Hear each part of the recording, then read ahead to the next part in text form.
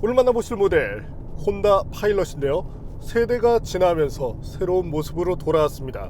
물론 실내 분위기를 보면 혼다다운 그 투박함이 잘 묻어나긴 하지만 그래도 성능 측면에서 조금 더 업그레이드된 흔적을 보여줄 것으로 예상하는데요. 자, 저희가 기본 테스트를 하는 동안 승차감에서도 마음에 드는 것들이 많았습니다. 자, 그럼 2024년형 혼다 파일럿 과연 어떤 매력을 보여줄지 잠시 함께 느껴보시겠습니다.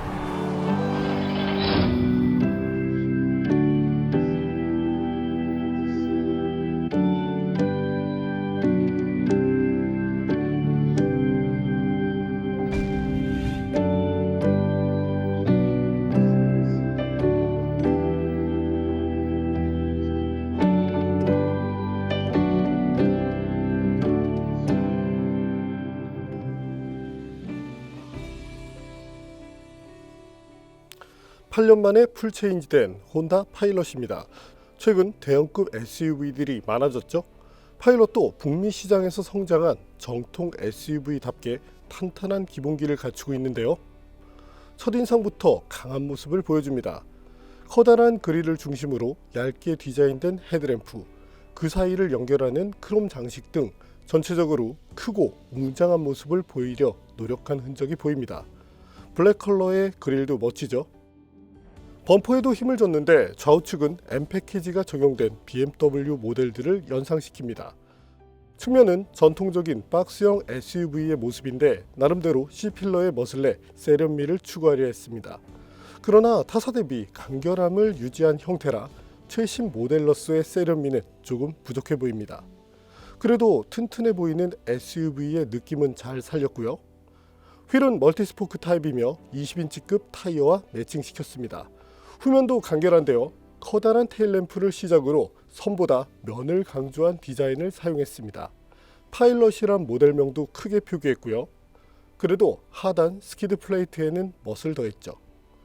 기교 없이 전반적으로 웅장함을 표현한 것이 이번 파일럿이라고 보면 되겠습니다. 차체는 당연히 이전보다 커졌고요. 컬러는 블랙, 화이트, 메탈 등 총 3가지로 구분돼 선택의 폭이 넓은 편은 아닙니다. 스티어링 휠은 손에 잘 잡히는 타입이고 적당한 규격의 림을 갖고 있어 조작성이 좋습니다. 버튼들이 투박한 느낌인데 조작성은 무난했고요. 스티어링 휠에 히팅 기능도 있습니다. 계기판 디자인도 기교보다 심플함이 느껴지죠. 그러나 트렌드에 맞춰 화려함을 추구했어도 좋았을 것 같습니다. 물론 장점도 있는데 계기판을 통해 정보를 파악하기 쉽다는 점이었죠. 또한 파일럿의 자랑인 구동 배분 상황을 쉽게 볼 수 있도록 했고요. 부가 기능으로 헤드업 디스플레이도 마련됩니다. 정보 제공 범위는 평이한 수준인데요. 송풍구도 적당히 큰 사이즈라 실내 온도 조절이 용이했고 바람의 양도 충분했습니다. 좌측에는 트렁크 오픈 등 일부 버튼들을 배치했고요. 센터 디스플레이가 우뚝 솟아 있는데 사이즈가 다소 작습니다. 또한 디자인도 투박하고요. 쉽게 파악할 수 있다는 장점도 있지만 투박한 폰트나 컬러의 조율을 통해 세련미를 높여주면 좋겠습니다. 그래도 무선 안드로이드 오토와 카플레이를 지원하고요. 그 밑으로 공조장치 다이얼과 버튼이 위치하는데 사용하기 편합니다. 일부 차들이 디스플레이 안쪽에 공조장치 조절 기능을 넣어 불편함을 유발했었죠. 지금 보시는 것처럼 직관적인 타입이 더 좋습니다. USB 포트도 보이죠? 무선 충전 데크 등도 잘 챙겼고요. 기어 변속은 버튼으로 하는데 후진 때는 레버를 아래로 당겨 오작동을 막았습니다. 컵홀더는 크게 구성했고요. 주행 모드 변경도 되는데 노멀, 스포트, 이콘을 비롯해 총 7개의 설정을 할 수 있습니다. 견인 기능도 포함되고요. 사운드 시스템은 보스 것이 사용됐으며 우퍼를 포함해 총 12개의 스피커 시스템으로 구성했죠. 시트는 편합니다. 다양한 체격의 소비자를 감안한 흔적인데요. 덕분에 덩치가 큰 운전자도 불편함을 느끼지 않게 되죠. 그러나 코너에서 승객을 지지하는 능력은 조금 떨어지고요. 2열도 충분합니다. 레그룸이나 헤드룸에서 부족함이 느껴지지 않았고요. 승차감도 좋은 편이라 장거리 주행 때도 가족들을 편하게 이동시킬 수 있습니다. 2열 센터 시트를 탈거시켜 적재 공간에 보관할 수도 있고요. 3열 공간도 충분했는데요. 일부 SUV들은 말만 6에서 8인승이지 3열 공간이 부족한 경우가 있는데 파일럿은 나름대로 쓸만한 공간을 보여줍니다. 다만 구조적인 특성상 2열 대비 상하 움직임이 많아 승차감에서 불리하기 때문에 멀미를 잘하는 승객은 2열에 탑승시키는 것이 좋습니다. 트렁크는 전동으로 작동하며 공간도 충분합니다.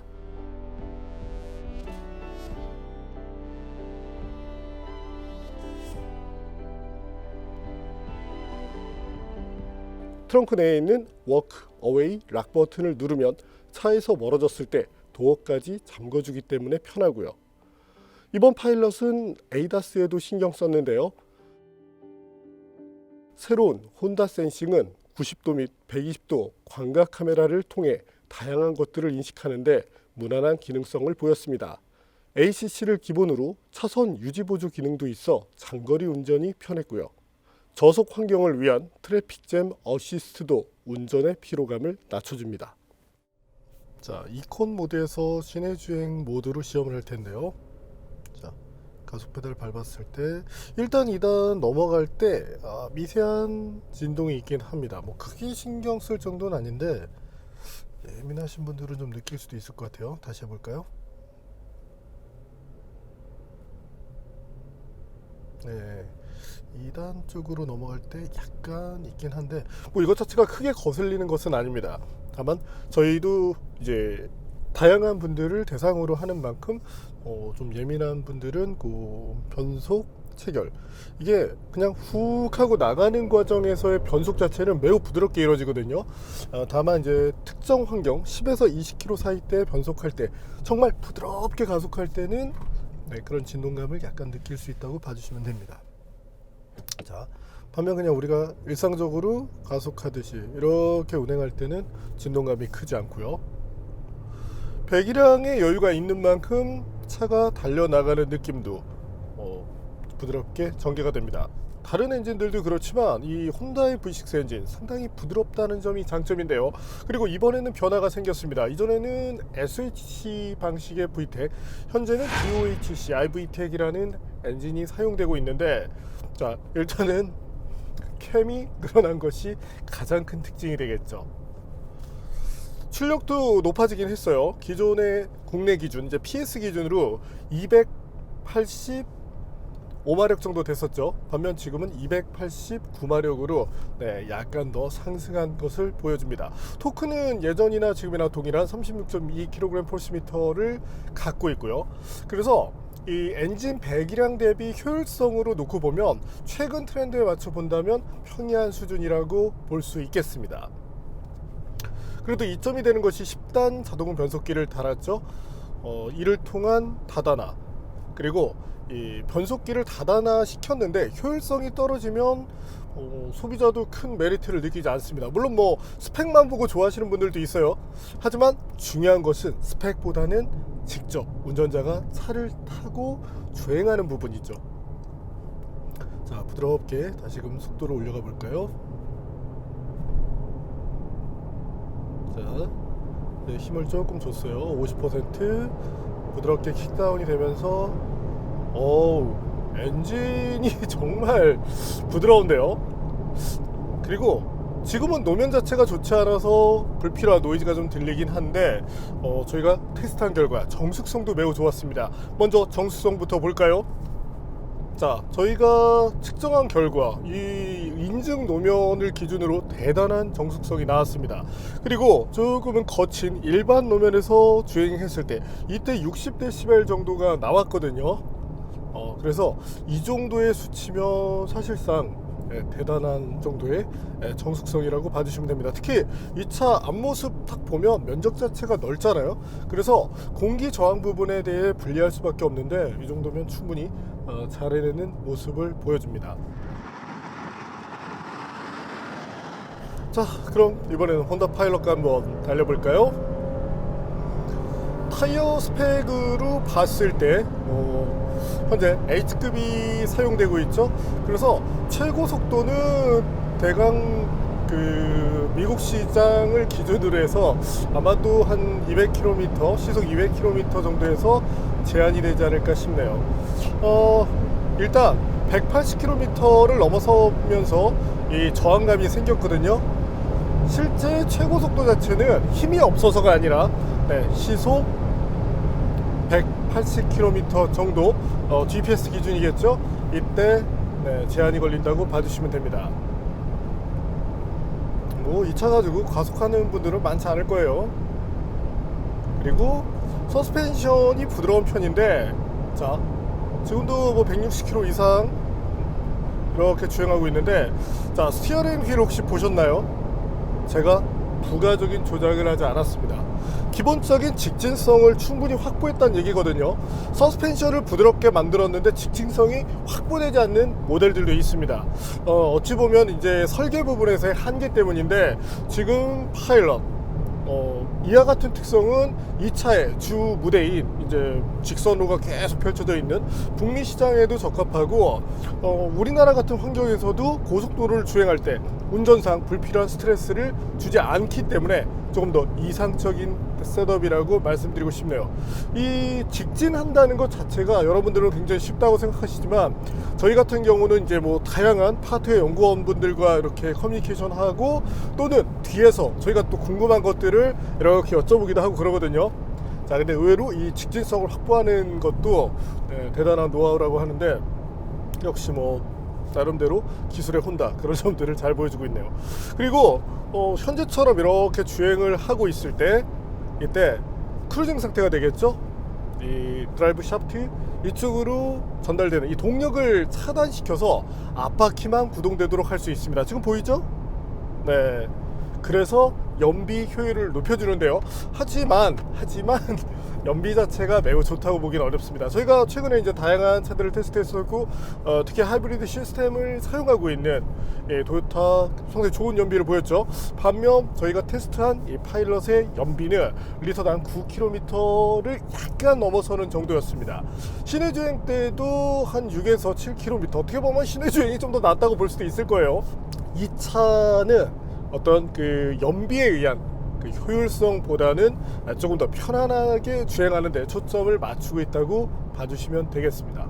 그리고 지금 이제 약간 이 굴곡이 있는 노면을 지나고 있는데, 여기서도 처리하는 능력이 좋았고, 지금 자료 영상으로 나가고 있을 거예요. 연속된 요철 구간에서 저희가 시험을 할 때도 뭐 서스펜션의 움직임 자체가 다양한 그 진동, 어떤 차들은 이런 진동은 잘 받아주는데 이런 진동에서는 승객에게 불쾌한 진동을 넘기는 차들도 있거든요. 반면 파일럿은 이 다양한 진동을 잘 잡아낸 만큼 만족도가 매우 높았습니다. 자, 그렇다면 이 새로운 파워트레인을 탑재한 파일럿, 과연 발진 가속 성능 얼마나 나은지 볼까요?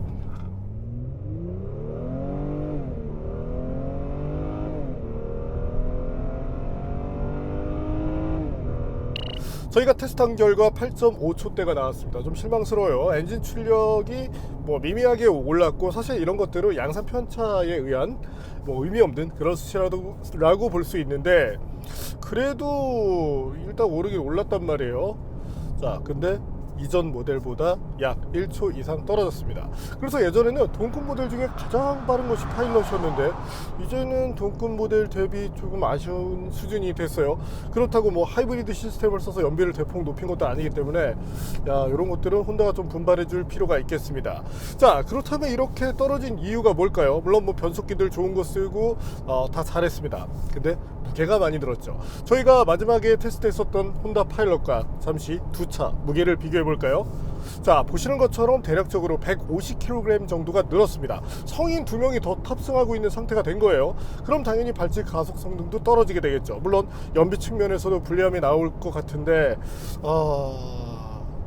물론 대중 브랜드에서 이 경량화를 추구하는 데는 한계가 있습니다. 소재의 사용, 뭐 여러 가지 따져야 될 것들이 많을 거예요. 혼다 파일럿 자체가 이번에 거의 한 7천만 원 정도에 나왔잖아요. 자, 북미 가격과 비교를 했을 때 이 가격 자체가 매우 비싸다고 얘기하기는 어렵습니다. 뭐 북미에서도 이런 스펙이면 5만 불을 넘어서니까요. 근데 성능을 조금 잃고 간다는 점, 그리고 우리가 기대하는 기술의 혼다, 그리고 그 상징적 의미가 여러 가지 토탈 밸런스 그리고 성능에 있다는 걸 감안하면 가속 성능은 조금 아쉬운 부분이 됩니다. 물론 뭐 이것이 수치적인 것이지 우리가 차를 탈 때 뭐 답답하다든지 특정 엔진 같은 경우, 이제 모 차의 특정 엔진 같은 경우는 RPM을 많이 써야만 차가 나갑니다. 그래서 발진 가속 성능을 잴 때는 잘 나가는데 특정 RPM 때 우리가 많이 쓰는 실용 구간에서는 답답함을 느끼는 경우도 있거든요. 반면 파일럿은 그러지 않은데 기왕이면 잘 뽑아서 수치적 성능까지 올려줬다면 좀 더 매력이 크지 않았을까 싶네요. 시트는 가죽이 조금은 이제 단단한 느낌을 주는 타입이고 쿠션감 자체는 적당합니다. 다만 이제 이 다양한 체격을 받아줄 수 있도록 시트 설계를 하다 보니까 저처럼 빼빼 마른 사람은 몸이 이렇게 좀 빠지는 경향이 있네요. 물론 농담이에요. 자, 그리고 하나 아쉬운 부분이 있다면 디스플레이 사이즈입니다. 뭐 다른 것들은 뭐 혼다 원래 좀 투박하니까 이해를 할 수 있어요. 이 디스플레이와 인포테인먼트 시스템만 보면 2015년식이라고 해도 믿을 것 같습니다. 일단 최근 트렌드를 보면 디스플레이를 다 키우고 있죠. 그 인테리어 못하기로 소문난 업계 최고 수준의 GM도 이제는 두 개의 디스플레이를 연장해서 세련된 느낌을 보여주는데, 혼다도 그런 것들을 보여줄 필요가 있습니다. 엔지니어링에다가 투자를 하는 것도 분명히 소비자들에게 이점이 있지만, 요즘 보면 그 소비자들 상당수가 시각적 만족도를 더 많이 찾는단 말이에요. 그래서 개발비를 뭐 엔지니어링에 투자하는 것도 당연히 의미는 있지만, 그래도 일부 부분은 이 인포테인먼트 같은 데다 투자를 해주면 만족감이 좀 더 높아지게 되겠죠. 자, 잠시 쉬고 핸들링을 즐기러 가겠습니다. 확실히 이콘 모드보다 노멀 모드에서 가속 페달을 밟았을 때 순발력이 잘 나오네요. 자, 그리고 스티어링 휠을 돌릴 때 스티어링 휠을 돌리는 양이 조금 더 많습니다. 타 모델 대비 오프로드를 약간 더 감안한 흔적이라고 할까요? 뭐 전통적인 이 SUV의 스티어링 조작량을 보여주는데, 이로 인해서 주의할 필요가 있습니다. 일상에서 우리가 탈 때는 별 문제가 없어요. 다만 저희가 시험을 내보니까 급작스럽게 차선을 바꿔야 될 때, 가령 어떤 뭔가 장애물에 의해서 순간적으로 스티어링 휠을 팍 이렇게 돌려야 될 때가 있죠. 이때 저도 처음에 시험할 때 제가 원하는 만큼 나가지를 못했습니다. 쉽게 말해서 스티어링 조작을 더 많이 해야 된다는 것인데, 파일럿의 오너분들은 그 환경에 대해서 조금 더 익숙해지실 것을 추천드리고 싶네요. 자, 근데 기본 운동 성능은 좋은 편이에요. 그리고 잠시 이제 스포츠 모드로 돌려볼까요? 꼭 스포츠 모드가 아니라고 해도 상관없지만, 자, 이 구동 시스템 역시 동급에서 최고 수준을 자랑합니다. 자, 혼다가 예전에 국내에 선보였던 레전드를 통해서 SHAWD라는 것을 선보여 줬었죠. 당시에 이제 리어 휠의 이 좌우 구동 배분을 해줌으로써 내가 원하는 핸들링을 바퀴의 토크를 이용해서 할 수 있게끔 만들어졌습니다. 그 당시에 그런 기술을 썼던 브랜드가 뭐 미쓰비시의 랜서 에볼루션, 닛산 스카이라인 GTR R35 버전이죠. 그런 차들 정도, 특별한 차들만 사용했지 일반적으로 우리가 타는 차들의 그런 기술을 썼던 브랜드는 많지 않았습니다. 자, BMW도 그 이후에 들어서 X5M 이와 같은 모델을 쓰기 시작했는데, 혼다는 분명히 이것들을 우리가 만나는 일상 모델에 빨리 투입을 시켰고, 자, 그런 기술이 지금 파일럿에도 그대로 녹아 들어가 있습니다. 물론 이전에도 있었어요. 다만 이제 차이가 있다면 예전보다 조금 더 빠른 이 구동 배분 시간을 보여준다고 하는데, 뭐 이론적으로는 30% 가량 더 빨라졌다고 말합니다. 근데 그 30%를 누가 느끼냐고요? 하지만 네, 그런 또 이제 엔지니어링 측면에서는 그런 수치적인 것들, 네, 거기서 이제 연구소에서는 네, 의미를 찾습니다. 하지만 뭐 소비자가 느끼기엔 그래요. 뭐 예를 들어 MRC 같은 경우 있죠, 서스펜션. 그게 500분의 1초, 1000분의 1초 어떻게 사람이 느낍니까? 100분의 1초도 느끼기 힘든데. 중요한 것은 자, 이 환경, 그리고 지금 구동 배분 통해서 보이죠? 쭉 하고 밀어줍니다. 특히 리어 쪽의 토크를 리어 쪽으로 보낼 수 있는 토크가 70%라는 것도 사실은 대단한 거예요. 그리고 그 토크를 상황에 따라서 한쪽으로 100%까지 몰아줄 수 있는 만큼 이 파일럿 다른 모델에서 느낄 수 없는 그런 핸들링을 가져간다는 점, 최고의 장점이라고 할 수 있겠습니다. 다만 스티어링의 조작량이 많다고 그랬잖아요. 그리고 서스펜션 자체도 매우 좀 느긋느긋하게 움직임이 많은 타입입니다. 그래서 핸들링 자체가 좋다고 느끼기는 어려운데, 실제로 이 파일럿의 기본 핸들링 개념 자체는 나쁘지 않습니다. 다만 특성을 컴포트 쪽으로 풀어놓다 보니까 네, 그와 같은 한계가 생겼다고 봐주시면 되죠.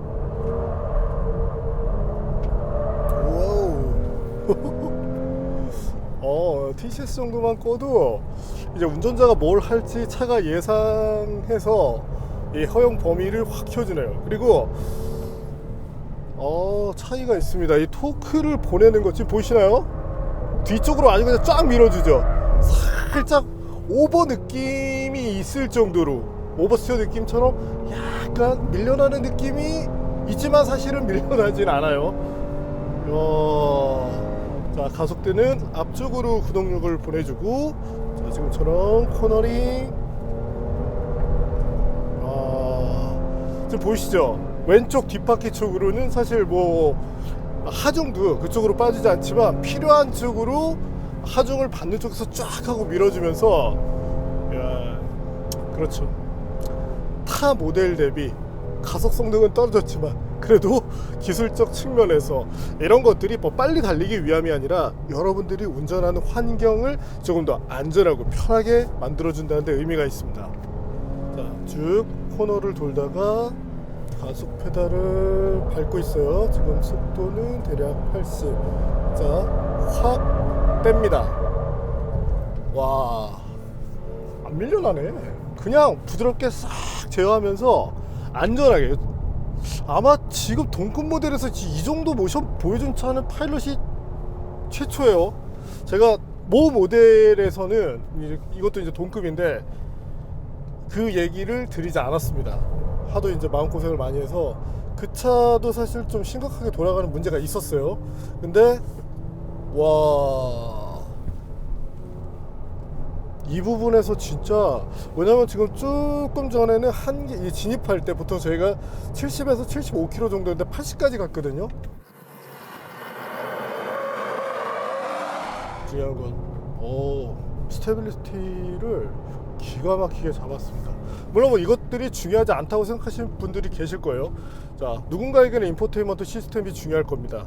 근데 제가 만약에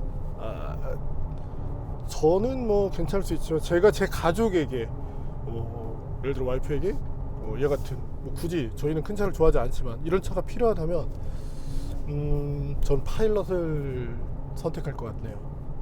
왜? 더 안전하니까. 주행을 했을 때 저는 그래도 좀 연습을 해보잖아요. 급제동부터 여러 가지를 매주 합니다. 그리고 매주 뭐 와인딩 로드, 뭐 고속주행을 가서 어느 날은 뭐 200도 타고 300도 타고. 근데 나머지 분들은 그런 환경을 만나기 힘들잖아요. 보험과 같은 개념이죠. 예상할 수 없잖아요, 우리 모든 것들을. 그 개념인데, 와. 다만 이 차의 지금 무게 대비 마음에 들지 않는 것이 있다면 그건 좀 타이어의 그립이 약합니다. 자, 이 알렌자라는 타이어는 브리지스톤의 SUV용 최상급 타이어이고 현재는 알렌자 스포트 올 시즌이라는 모델이죠. 근데 이것 자체가 스포티한 성향을 갖는 타이어는 아닙니다. 이제 명칭만 그럴 뿐이고, 또한 이제 혼다가 요구한 것이 이번 모델에서는 그냥 분명하게 느껴지는 게 롱 마일리지, 그리고 MVH, 쉽게는 소음을 줄이는 데 조금 더 포커싱을 했다고 보이거든요. 파일럿에서는 지금 무게감 때문일 수도 있겠지만 타이어의 성능이 조금은 부족하게 다가오네요. 자, 그렇다면 혼다 파일럿 제동 성능 볼까요? 무게가 늘었기 때문에 전 제동성이 좋지 않을 거라고 예상했어요. 근데 브레이크 페달을 딱 밟았을 때, 자, 싹 하고 차 노즐을 박으면서 최대한 저항을 탁 주면서 멈추는 느낌이 나거든요. 물론 서스펜션이 부드럽기 때문에 멈추는 과정에서 약간의 움직임은 있습니다. 그렇다고 해서 리어가 돈다든지 그런 현상은 없어요. 제동거리는 보신 것처럼 40m가 나왔고, 그리고 제동 편차 1.5m 내외라면 정말 좋은 성능을 보여줬다고 할 수 있죠. 역시 확실히 기본기는 잘하네요. 특히나 이 차가 지금 그 브레이크 길들이기가 거의 안 돼 있는 상태인데, 그럼에도 불구하고 이 정도가 나왔다면 신뢰할 만한 시스템, 그리고 타이어에서도 지속적인 제동 내구를 갖고 있다고 볼 수 있겠습니다. 자, 정리해 볼까요? 혼다 파일럿 가격이 올라서 조금 그렇긴 해요. 타사 모델들이 저마다 가격을 올리고 있고, 혼다 정도는 조금 얌전하게 가도 될 것이라고 생각했는데, 어차피 바이크로 오토바이 있죠? 바이크로 매출 많이 만드는 회사잖아요. 그렇다면 상대적으로 타사 대비 판매량이 적은 자동차에서는 조금 더 좋은 모습으로 소비자들에게 어필을 해나갈 필요가 있지 않은가 싶은데, 뭐 이게 박리담회가 안 되니까 가격을 올렸을 수도 있긴 합니다. 자, 가격은 아쉬워요. 제가 볼 때는 500만원 정도 빼주면 딱 적정가일 것 같고, 인포테인먼트 시스템은 개선할 필요가 있습니다. 이건 뭐 한국에서 아무리 떠들어도 될 문제가 아니지만, 본사 차원에서 니들이 니네 차를 보세요. 자, 저도 시력이 나쁜 편인데 이런 거 잘 보이잖아요. 혼다 연구소 사람들도 이런 것들을 볼 수 있는 이런 재주를 가졌으면 좋겠습니다. 모르시면 전화하세요. 제가 알려드릴게요. 그 밖의 것들, 뭐 북미스러운 그런 투박함이 있지만 실용성 부분에 초점을 맞췄기 때문에 내가 생각하는 것을 꼭 어떤 시각적인 세련미가 아니라 기능성으로 본다면 충분히 만족할 만합니다. 그리고 차량의 기본적인 운동 특성, 다루기 쉽고 승차감 측면에서 만족감 충분히 부르고 있고요. 자, 이런 점들은 분명 파일럿이 갖는 최대 장점이 되겠죠.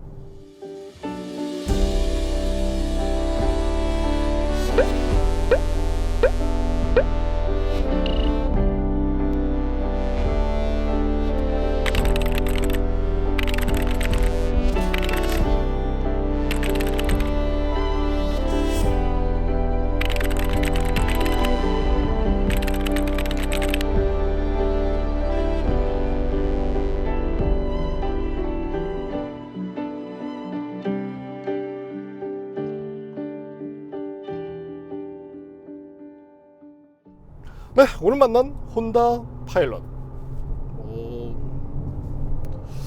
기대했던 것보다 가속 성능이 좀 빠졌다는 거, 무게가 늘면서 가속이 빠졌죠.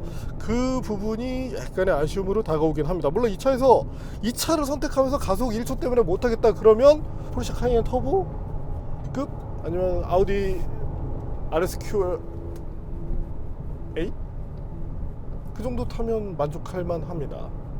근데 3열을 위해서, 더 넓은 공간을 내 가족에게 선사시켜주기 위해서 선택한다면 파일럿은 분명히 좋은 선택이 될 겁니다. 하지만 이 디스플레이는 우리 아이패드 하나 사서 가리자고요. 갤럭시 탭도 괜찮아요. 네, 오늘은 기본기 탄탄한 안정적인 성능 충실하게 구현한 혼다 파일럿을 만나봤습니다. 뭐 세이프티 측면에서도 뭐 나름대로 좋은 결과를 받았죠.